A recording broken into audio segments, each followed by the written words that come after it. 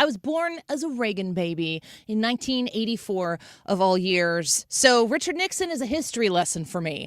But there is, and I can't even believe this, Ryan, I mentioned this to you, and you're like, excuse me, what? Just to prove that this is a real trend right now, young and hip, with Gen Z. The Wall Street Journal did an article on this. Young conservatives have an unlikely new icon, Richard Nixon. And they're calling it, of course, because you have to name everything if you're from this younger generation. They're calling it NixonMaxxing. I did not take this seriously until I saw Dinesh D'Souza did an actual episode on this on his show, Dinesh. I encourage you to check it out on Apple Podcasts and all the content that Dinesh D'Souza puts up at DineshD'Souza.substack.com. And he's here with us today on The Annie Frey Show. Dinesh, welcome back. It's good to have you. I appreciate you covering this topic of NixonMaxxing.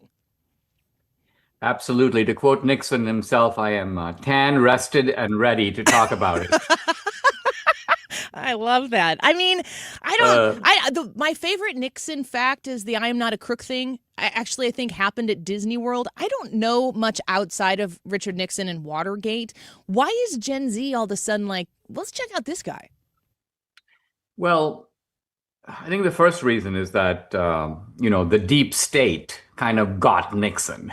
He was victimized or targeted by a very powerful East Coast kind of coalition, an establishment. He knew all about it, by the way. If you look at the Nixon tapes, he's always, he's like, Henry, he's talking to Henry Kissinger, like, Henry, like, I don't want any Ivy Leaguers to be joining me for dinner tonight. I mean, Nixon is like so uncensored. Yeah. He'll even say things like, too many Jews on the list. I mean, he's out there, and weirdly, his paranoia, his sense that they're out to get him is shared by a lot of young people right of center. They've become even bigger conspiracy theorists because their old conspiracy theories were validated. They thought COVID was BS, and to some degree they were right.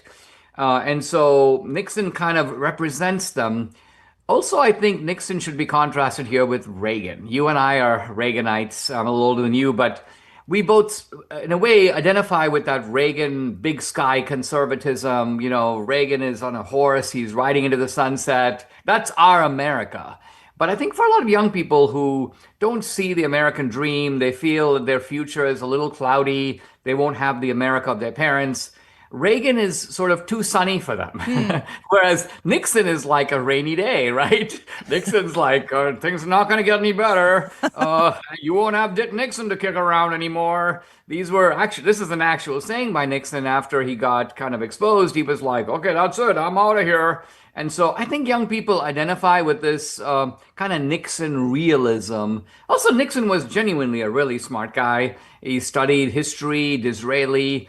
Part of his frustration with Reagan, I go into this in the article, is he never understood how Reagan could be like so uninformed and like fix the world so easily. It's like Reagan just came in, like a day of the office, like, well, what needs to be fixed? The Soviet Union. All right, well, maybe we'll do this and this and this. Boom, the whole thing comes crashing down. Berlin Wall is, down. Whereas Nixon, in a way, I think thought that he was some Machiavellian where I needed to get the Chinese against the Russians. So Nixon was always plotting and scheming. And he thought that was the only way to counter the plotters and schemers on the other side. And so I have an anecdote in my article where I talk about how Nixon is just so annoyed at Reagan in a way because Reagan showed that more could be done with less. And Nixon never could get his head around that. I think it's such an interesting summation, Dinesh, the way you're putting it. And I encourage people to check out the article and everything at your Substack, DineshD'Souza.substack.com, because what you're talking about is vibes and mood. And of course, that's kind of more there's not a lot of boomers out there like trying to check the vibe. They are their own vibe.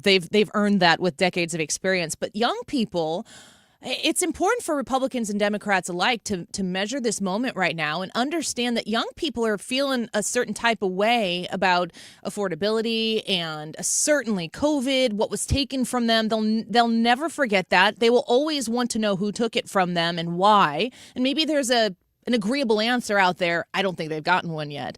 But to suggest that the young people are not okay right now and they're upset about something, the left is saying, Well, let's try socialism. Maybe the government should show up and provide you everything. And that socialism is taking on steam in the Democrat Party. Talk to me about how impactful socialism is right now on mainstream Democrats.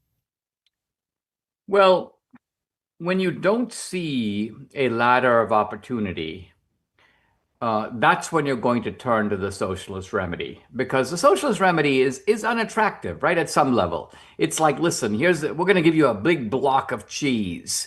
We're going to help you pay your mortgage. We're going to get you out of your loans. People are like, well, that's a little disgusting. It's a little disgraceful. It's a little humiliating. It's basically telling me that I can't do it on my own. And so I'm going to be reluctant to go there as long as I see a better road that's open to me. So this is the challenge of the GOP. We have to be able to show that road. And it's not just enough to talk about the road. You have to be able to demonstrate to people, hey, there's a ladder, and this is kind of how you climb, and you're going to have a really good life if you do these things. And so I think it is the sense that those things are not being done politically. To some degree, this is a souring, I think, not just on Reagan, but a little bit on Trump, that Trump is sort of off doing his own thing. He's not paying attention to things like housing prices. It's really important for the young people. You want to get married, you need to buy a home. And now, look, a lot of these problems, I think, Annie, are the result of the Federal Reserve, promiscuous money printing over the last generation. I mean, I came to America in 1978. I had $500 in my pocket, and I ran a thought experiment the other day. I said, if I had, through great frugality, held on to that $500, not put it in the bank, just kept it in my pocket, what would the purchasing power of that $500 be today? This is now admittedly like 45 years later. Well, the answer is that $500 would be worth about $40. Oh my gosh. In other words, it has shrunk so much, right? Now, when people say that home prices have gone up, what they really mean is that the purchasing power of their money has gone down. It's not that it costs more in terms of physical labor to build a home or that the materials cost more. There's some of that, but the majority of it is just that your money buys a lot less. And so if my $500 has shrunk to a tenth, sure, home prices have risen tenfold. And these young people go, I'm not being paid 10 times as much, so I'm now in a jam.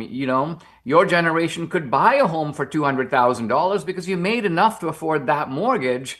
I don't make enough to afford a $600,000 or $700,000 mortgage, which is the price of that exact same home. So I think this is the real political challenge facing the right, is to be able to deal with these issues head on. And to some degree, we haven't even quite fully taken them on board yet. Yeah. And I think that's what young people are reacting. So the Nixon thing is really more, it's not that people are into Nixon per se, but they kind of see him as this awkward guy. I mean, I don't know if you've ever seen a picture of Nixon walking. There's a famous one of Nixon walking on the beach. First of all, he's fully dressed and he's wearing leather shoes. The second thing about him, and I noticed about him the one time I met him, when Nixon walks, his two arms do not swing in opposite directions the way yours and mine do. His two arms swing parallel to each other. So he was a really awkward guy, and like the last guy you would think would make it all the way to the presidency. But through sheer like tenacity and grit, he got there. And so there's a certain, I've always in a way admired him from a distance. Like my view is like 2 cheers for Nixon, not 3, because there's too much weirdness around that guy. Yeah. But I think for young people, who are a little weird themselves, the weirdness is a plus. Sure. And I think that, a healthy skepticism of government is as American as it could possibly get. Enter the First Amendment, of course. Dinesh D'Souza speaking with us right now. He's got an article on this on his Substack, and I encourage you to check that out. I do appreciate so much the way you're talking about your $500 in 1978 versus right now. And I think about this. I've signed my children up for Trump accounts, and I'm looking like I'm just, here's in my mind, I'm like, what do I need to do, or what do I need to do and hand off to them so that they can have $1 million when they're 60? And just a couple days ago, I'm like, what's $1 million going to be when my kids are 60? Like a chump change, potentially.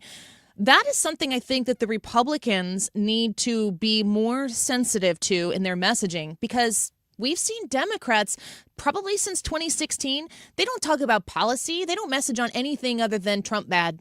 And now they've actually got a policy, and the one that they've chosen to champion and sort of mainstream is this socialistic idea, which, as you said, buying into socialism is a concession as to this is, I guess, the best that we can do. And that is such a sad, we should mourn the thought that that's even part of the discussion. The Republicans need to offer more sensitivity to that, I think, and explain how the gas prices and the grocery prices are going to meet the income that's making its way into the checking account.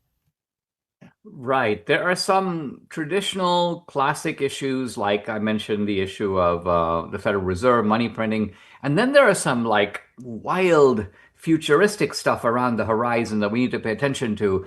I'm thinking of writing a monologue on this. I just heard this conversation with Elon Musk where he goes, in 10 years, he says, think of this. Money won't make any difference. He goes, including my money, right? Now, why? Because he says, look, what we need with money is to buy goods and services. Now, just have a thought experiment where goods and services become like widely available at a very low cost. Well, why do you really need money? You don't need money to get food because there's food available. Now, Elon Musk then said, and you can see here a ring of socialism, right? He goes, well, maybe the government can just mail checks to everybody and you just go out and get what you want. But I mean, as I thought about that, it occurred to me, not only is that so crazy, right? Because from the beginning, really, of Homo sapiens or mankind, we've lived in a world of scarcity. Yes. And just trying to get by has occupied most of our waking hours. And so this idea that this whole quest to establish a comfortable life has like come to an end and like we've achieved it. I mean, if that were true, capitalism and socialism would both be obsolete. Because think about it. The Democrats can't promise people stuff because they already have it. They can't go, we'll give you this, we'll give you that, because there's nothing to give. People already got those things, if Elon Musk is right. So it's kind of wild when we think about where robotics and AI are going to take us. And Elon says 10 years. I mean, maybe it's a little longer than that, but it still seems to be within our lifetimes that we're going to see this grand transformation. In many ways, it's a really great thing because, I mean, who can be against abundance, right? Sure. But on the other hand, it's like, what's left for people to do? Amen to that. Yeah, I don't think we've had the thought experiment yet on how to adapt to a problem, even if it were a problem that nobody in mankind, like you've explained there, has ever experienced before. Dinesh, before we leave, talk to me about your show, Dinesh. And of course, people can subscribe on Apple Podcasts, but I like the long form way that you present it and the way you highlight different areas that it seems to me to not ever be the main thing people are talking about. It's something people should be talking about, which is why I appreciate it so much. Yeah, it's an audio and video. Get it on X or YouTube or Rumble, and then also, of course, Apple and Spotify. Tucker used to do these great monologues on Fox, and then he kind of suddenly stopped doing them. He just does the interviews, and I'm like, you know what? That's a good format. So what I do now, because I'm doing a weekly show, is I write out my monologue, so I can deliver it in a very kind of sculptured and I keep it very timely. And then I try to do conversations that are a little off the beaten track, by which I mean not a diet you would get elsewhere. And so, for example, just today, this is actually for next Monday, but I interviewed this guy who talks about like aliens, UAPs. I don't know if you heard of UAPs. Yeah. Unidentified anomalous phenomena and the Bible. So he's talking about all these people who are seeking like these weird experiences with extraterrestrial, not just beings, but also sort of phenomena. And it takes you into the world of the mind, right? And it connects in some ways with like transcendental meditation. People who are trying to have otherworldly experiences, but different than Christianity. And so anyway, this I think is a rich subject, not something I quite honestly know about. Evidently, there's a whole industry of people who promote all this and have developed their own elaborate sort of theologies and philosophies around it. And I'm like, you know what? It's probably worthwhile for us as Christians to like at least know about it so we can kind of formulate how to think about it. Yes, information is power, and it helps you refine your position. And I love that. I can't wait to check out that episode. We've talked a lot about the UAP stuff that's been circulating amongst our government officials with Congressman Burleson here on the show. So we will be checking that out on Dinesh on Monday. Thank you for being with us here today. We look forward to reconnecting with you again soon. Always a pleasure. Thanks. Take care. Bye-bye. Dinesh D'Souza, his show weekly, Dinesh, I watch it on Twitter, but you can get in a whole host of places, like you said, Rumble and YouTube and X, and his articles at dineshdsouza.substack.com. Go check it out. I was talking with him a little bit before we booked this interview. He has a book that is coming out, and it's called, I want to get the title right, Stones, let's see here, The Stones Cry Out, Biblical Archaeology, Prophecy in the Last Days. I told him, because I'm a nerd and a goofball, I told him in 8th grade, my term paper was Archaeology in the Bible, and I got a 98% on it. So I'm excited to see that book, and we'll have him back to discuss his findings that he has put into print in the